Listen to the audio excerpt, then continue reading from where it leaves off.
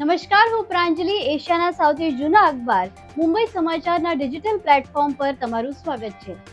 જોઈએ અત્યારની હેડલાઇન્સ।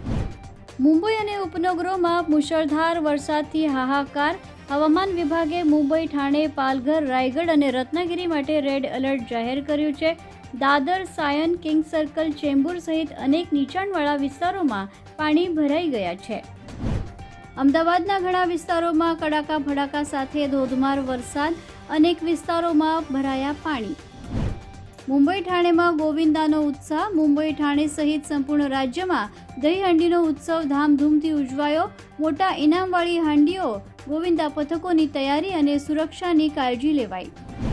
રાષ્ટ્રપતિ દ્રૌપદી મુર્મુના હસ્તે રાષ્ટ્રપતિ એસ્ટેટ ખાતે પ્લુમેરિયા ગાર્ડન, બેનિયન ગ્રોવ અને બેવલિંગ બ્રુકનું ઉદ્ઘાટન કરાયું, જે હવે અમૃત ઉદ્યાનનો ભાગ છે।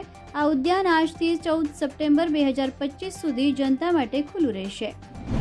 જમ્મુ કાશ્મીરના કિશ્તવાડમાં યુદ્ધના ધોરણે ચાલી રહી છે રાહત બચાવ કાર્યવાહી।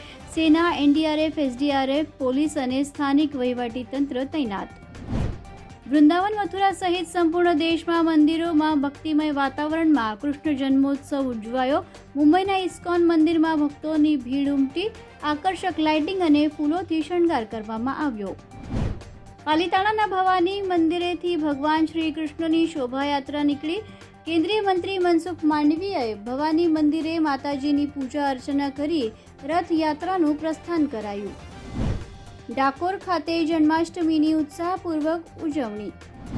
તો આ હતી આજની હેડલાઇન્સ। વધુ સમાચાર અને અપડેટ્સ માટે જોતા રહો મુંબઈ સમાચારનું ડિજિટલ પ્લેટફોર્મ।